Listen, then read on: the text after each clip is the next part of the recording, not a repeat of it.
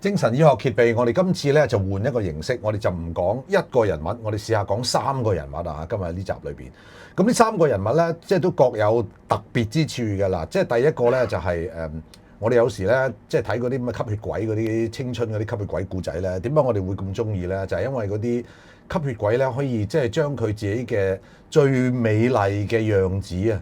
即係凍結咗喺某一個年齡裏邊啊嘛，永生啊嘛，咁係咪真係好正先呢樣嘢啊？我哋今日嘅第一個 case 咧就會係類似咁樣嘅。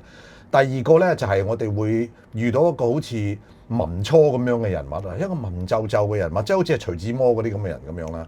第三個咧就好唔同啦，佢就會係一個好似人同野獸之間嘅一個生物嘅一個存在嗱，我哋先講第一個，係啊，呢個吸血鬼式嘅人物係冇啊嗱，我其實咧就即係見過佢幾面嘅啫，咁咧因為佢已經係病房度咧坐埋一角嘅，又唔係點喐啦，又即係佢好文靜嘅，咁樣就身材好瘦小，因為經常喺醫院入邊住啊，唔曬太陽，所以係白雪雪嘅。咁啊，青春貌美啦，白雪雪冇紫外線破壞皮膚啦嚇，咁都幾吸血鬼喎嚇。咁但係即係佢係長期住院，佢長期住院住咗10幾年㗎啦。咁啊頭髮咧就係醫院啲髮型師幫佢，即係理髮師幫佢做嘅，係一個冬菇頭嚟嘅，戴住個口眼鏡嘅。咁咧就我咧就諗辦法啦，諗下，因為咧唔可以俾啲人住太耐，睇下有冇計可以出到院嘅。咁通常呢個症咧就唔係我嘅，係我下屬，但係我就會走去望一望有冇啲地方我可以再幫下佢，有冇一啲辦法可以去到啲院舍啊，或者中途宿舍啊等等嘅地方嘅。咁於是我就見佢啦。咁啊見佢不第二，一見完之後咧就令我係好奇心大增啊！因為咧我就同佢傾偈啦，咁啊坐喺度同我傾偈，咁啊你好啊咁樣。咁於是我第一件事就望一望佢個名啦，就話你係咪咩名啊咁啊？佢話係啊咁樣。咁我話咁你今年幾多歲啊？咁佢就同我講，我今年18歲咁樣。咁我就再望清楚，18歲咩？咦唔係喎，佢個 file 好似寫緊佢係40幾歲㗎咯喎。咁於是我就再 confirm 下啦，你肯定你係18歲？佢話冇錯啦，我就真係18歲嘅啫。咁你18歲啊？咁你讀書讀咗幾多年班㗎？咁樣佢話我讀到高中嚇，我讀到中七，咁嗰時 A level 嘅。咪啱咯，18歲啦。咪18歲啦。係啦。咁原來咧，我就再睇翻個 file 入邊咧，佢啱啱呢個時間係病發嘅。係啊，18歲病發。咁佢個自己都覺得自己淨係喺呢個18歲嗰度啫。咁於是乎我就以為佢玩我啦，即係同我玩我啦。咁啊，但係誰不知佢好認真嘅喎。咁啊，佢話醫生我真係18歲嘅啫咁樣。好啦，於是我就再問佢啦。咁你覺得我咧？咁啊，我望落去個樣都應該即係光鮮過佢啩咁樣。咁佢覺得佢18歲，咁我豈不是16歲？我心裏邊咁諗嘅。誰不知一句彈過嚟咧，令我美夢破碎啦！你40幾歲咁啊？講中咗，係。咁啊中咗判斷到我真係唔係話一個即係後生嘅人啊，40幾歲嚇，我就40幾歲，你就18歲，憑乜嘢？我心裏邊係咁諗啦，但我都冇再咁講。咁樣奇怪喎！你讀中七，我睇翻咧住院住咗好多年噶咯喎，10年以上噶。咁豈不是你讀幼稚園已經入醫院住？咁你喺醫院度翻學咁樣？咁我話咁其實你計一計條數啊，你係咪仲係18歲？咁佢諗咗一陣，佢真係諗咗一陣嘅。我都係18歲，佢都係答我都係18歲，係啦。咁咧就於是乎咧，我就覺得咧點樣用咩邏輯用咩推理咧，佢都係18歲嘅。即係佢知道自己喺醫院住咗10幾年。佢都知住咗好耐㗎啦，佢住咗好耐㗎啦，佢知嘅咁但係咧就點樣個邏輯推理咧？佢都係去到18歲嗰度嘅。咁但係佢係咪做翻18歲？佢又唔係嘅喎，佢即係一條死魚咁咯。食飯就走去食飯咯，瞓覺就走去瞓覺咯，排隊攞藥咪去攞藥咯，叫佢有啲手作嘅嘢做下，佢咪做下咯。係一個好乖好配合嘅病人，但係出唔到院，因為佢唔肯去出院。第二佢亦都係屋企人亦都唔支持，其實就已經係遺棄咗醫院度噶啦。佢根本就冇乜親人探佢嘅，遺棄咗喺度噶啦。咁我曾經都聽過一個家長講咗，慢性精神分裂啦，個腦都裂咗啦，要嚟做咩？咁樣同我講嘅，就遺棄咗佢喺醫院度。咁好啦，咁咧於是呢個人就令我諗起咧時間呢一個即係玄妙之處啦。因為咧時間究竟係乜嘢咧？我哋都成日都會覺得咧，未來啊、過去啊、現在都係啲好肯定嘅嘢嚟噶嘛。咁你幾多點嗰啲係啲好實在嘢嚟噶嘛。咁但係原來時間都唔係一樣咁實在嘢嚟嘅，因為咧愛因斯坦就話咧，時間係一個幻象嚟嘅，因為佢覺得咧唔係一個即係定數嚟嘅，因為咧原來一個物體佢個重佢個質量同埋佢嗰個速度咧係完全決定到方向，即係完全係決定到時間嘅長短嘅。例如一個物件如果佢超過光速咧，係可以回到未來，即係咁樣講啊嚇。咁於是乎咧，我就覺得，咦，時間原來一個幻象，好似又真係真嘅喎。咁於是我就覺得好奇啦。咁我再諗一諗，點解呢個人 keep 住自己話自己18歲咧？我亦都係諗另一個可能性，就係因為佢18歲發病啊，而我哋叫 narrative memory 或者 autobiographic memory， 即係自主嘅傳記式嘅記憶咧，係佢喺佢病發之後係已經打亂咗冇咗㗎啦。啱嗰時仲係一個成長緊嘅年輕人，但係因為病發啊。咁已經係令到佢個自傳式記憶係冇咗，咁所以咧，佢咧個記憶只係停留咗佢未病發之前嗰個歲數，就係18歲啦，係啦。咁另外亦都有一樣就係我哋叫心理時間啦。心理時間就係我開心嘅時間過得好快，我唔開心嘅時候就度日如年。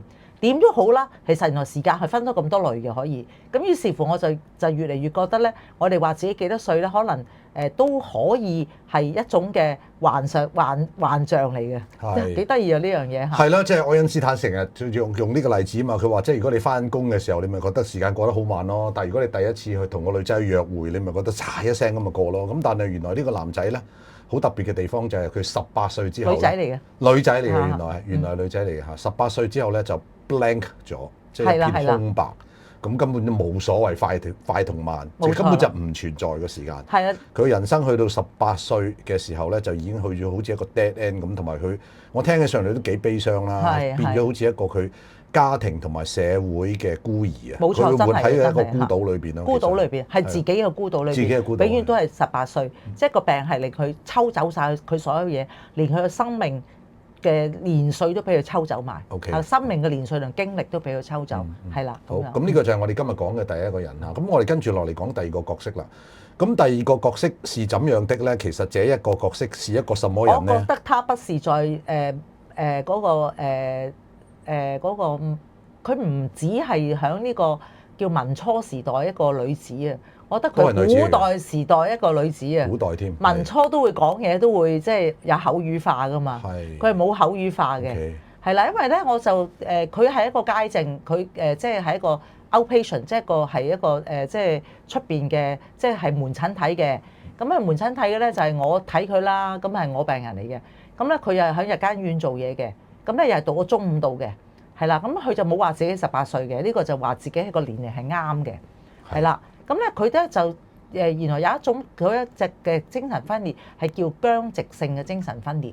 咁咧佢僵直性精神分裂咧就唔係好似啲人咁擺 pose，例如我擺咗一個定位就唔喐喺條馬路中間，一個定位好似一個我哋有時見到啲人突然間企定晒喺度唔喐，或者我喺度瞓覺好似有個枕頭喺度咁，但係其實冇枕頭嘅，即係擺埋啲好怪嘅姿勢。僵直性嘅人可以做埋啲好奇怪嘅姿勢，係可以做好耐嘅都唔喐嘅。咁企到腳腫嘅，我一個病人喺條街度企到。咁呢個人咧，佢個僵直性嘅症狀咧就顯現喺個言語嗰度嘅。因為我同親傾偈啦，例如我問你今日咧係食過咩早餐啊咁樣，你知佢點答我咧？我今天吃了通心粉和喝了牛奶咁樣。咁咧以前我聽到好奇怪啦。咁我就再問啦。咁你放工之後做咩㗎？我每天放工之後都會溫習書本和抄練習簿。即係佢係每一句説話都係咁嘅。每一句説話。OK。即係得係即係文言即係叫做語體文，係冇口語化嘅。係。係啦。咁咧我就好奇怪啦，我話你唔可以講平常咁講嘅咩？點解一定要文縐縐咁樣講嘢咧？醫生，我不能，我就是只可以這樣説話。咁樣答翻我，好得意啊呢樣嘢。咁啊咁得意嘅時候咧，我就對佢產生極大好奇，因為佢咧都係幾乖嘅，日嚟做日間醫院做嘢啦。咁啊放工就走啦，翻屋企啦。咁啊，正如佢咁講啦，翻屋企咧就睇書啦、練生字啦、寫字啦。佢都係一個好乖，即係做啲嘢好似日日 copy and paste 咁樣嘅。係。咁直到我就知道呢個可以係僵直性嘅一個症狀，我就諗起一樣嘢啦。做咩咧？腦震盪治療。我同佢做咗腦震盪治療，佢又有同意俾我做。咁咁我就收咗入醫院做腦震盪治療。咁啊神奇嘅事出咗嚟啦！做完腦震盪治療咗3-4次之後咧，佢講翻口語化啦。完全即係完全口語化，變翻口語化，係啦，係咯。咁變翻口語化之後咧，好開心啦！我因為呢個真係10年來嘅突破嚟嘅喎，佢都自在咗好多。係，因為原來咧佢就即係個前額葉咧係抑壓住佢有啲嘢咧講唔到口語化，因為我哋口語化係要活動我哋個腦一啲嘅區先可以口語化到嘅。嚇，咁佢就淨係文縐縐，咁後來佢電完腦之後鬆咗個區之後咧，佢就口語化出得翻嚟。哦，係啦，咁啊奇怪喎，但係又死啦，咁啊過咗唔夠1-2個月又去翻文縐縐啦，咁我再電啦，冇用啦，哦，就做電唔翻啦，即係彈翻一現咯。咁到後來我都同佢做咗啲腦嗰個 MRI 嗰類嘢嘅，咁就揾到啲嘢，但係又唔係好清楚，因為嗰時啲技術都唔係好似而家咁先進啦，好似而家有 PET scan 啊咁樣，嗰時淨係 MRI， 我同佢做咗簡單嘅 MRI， 咁於是因為都係講緊20年前嘅一個個案，咁之後咧就不了了之啦，就一路電都冇用啦，就唔受電啦，就回復翻去一個唔係一個民初，直頭係一個古代時期嘅一個啲閨女咁樣講説話，公子你好嘛咁樣，即係一個都係一個咁樣去講嘢咯。咁但係咧就其他方面佢都冇嘢嘅，咁佢都又唔騷擾人，佢就係講嘢咁奇怪咯。咁原來個病徵都可以係咁嘅嚇。其實佢都應該有啲社會壓力㗎喎，係咪？即係人哋會覺得佢好怪啊嘛，即係你係咪覺得你玩我咧咁樣？即係你啲同事當然可能識佢，知道佢係咁啦。咁但係譬如你係日常喺生活度遇到咁多人，人哋會覺得你玩佢㗎喎，可能係。咁所以佢出唔到院，佢出唔到日間醫院嘅。即係佢屋企又住灣仔附近，嗰時日間醫院就係個佩夫人，咁啊喺呢兩邊兩頭走咯。咁啊生活係好單一啊，佢亦都唔可以擴闊嘅生活圈子。好似你話齋，人哋會覺得好奇怪㗎嘛。咁我一叫佢，不如你口語化講啊，唔好語體文咁，即係咁樣講啊。佢就即刻成個好驚咁樣停一停，咁啊講唔出，都係用翻語體文講答翻我。係啊，真係好奇怪呢啲現象。即係呢樣你話我哋精神科睇啲嘢真係好，呢個世界好多謎團喺度嘅，其實嚇點解會咁咧？咁其實好值得研究啊！我係好大好奇心，但係我好奇心得唔到好多科研嘅支持啦，同埋都個證嘅量都係多，但係呢個我都用好多心機落去咯。係啦。嗱，第三個都係好奇怪嘅，係好奇怪，即係個人同猩猩之間嘅物體。係啊，冇錯。點嘅咧？嗱，呢個咧就係即係我都喺病房度咧，係我嘅手下一個病人嚟嘅，就唔係我病人，但係我負責嗰隊嘅一個病人啦。佢唔識講嘢嘅，佢淨係發出啲嗚嗚咁啲嗚嗚聲，好似猩猩咁樣嘅啫。咁咧就唔識講嘢意思即係冇語言能力嘅。冇語言能力，冇人類語言嘅，就係嗚嗚咁樣嘅啫。係啦，咁跟住咧佢就生得好高嘅，扁平足嘅，行喺路上嚟一隻腳踏踏踏踏，手長腳長嘅，踏踏踏踏，咁啊弱智嘅，係去到我諗係嚴重嘅，佢應該中度弱智啦，應該係，但係我實在唔係好記得啦。咁咧就有一樣係令我哋成日都開會要傾佢嘅，因為佢成日都係喺做搞破壞嘅，佢個破壞力好強嘅，鎖喺個 locker 嗰度啲嘢食咧都可以俾佢揼冷櫃攞出嚟嘅，專偷人嘢食。咁啊專偷人嘢食就食人啲嘢，咁俾人揼啦嚇，咁啊成日都變成咗咧，就要啲護士成日都話阿醫生啊，你有個症成日都搞唔掂，我哋要開跨部門會議去商討下點搞，次次我都榜上有名嘅，次次都係講緊呢個病人。咁有一日咧，我就覺得哇，咁真係好唔掂喎！即係你成日都搞極，你都唔係好得喎，講你又唔聽，成日都就係成個大猩猩咁撲埋嚟攞人啲嘢食。有啲係蝦人哋，即係弱小嗰啲俾佢搶，直頭搶啦。佢係搶嘢食啫，係咪？有冇啲其他啲？係搶嘢食嘅，冇咩其他攻擊性嘅行為。為咗嘢食去攻擊咯。OK。係啦。係。咁於是乎有一日咧，我就好奇啦，因為咧我就都有學皮紋嘅，我自己有做皮紋嘅。阿醫生嘅皮紋我都唔介意講啦。其實咧係俾人講到我好重嘅。我皮紋咧就係呢一個係視覺區嚟嘅。即係尾嗰隻指係視覺區，而我視覺區係好弱嘅，所以我咧係真嘢假嘢係分唔到嘅。咁如果你叫我去做睇 X 光啊，叫我去睇啲心電圖啲，我睇得好差嘅可以嚇。咁嗰時所以我做內科都好辛苦，因為睇嗰啲肺片啊，睇嗰啲心電圖我都睇得好差，所以我天生係做唔到呢一啲嘅。咁第二個我比較差嘅咧就係我呢度差啦，同埋呢度啦，呢度都差嘅。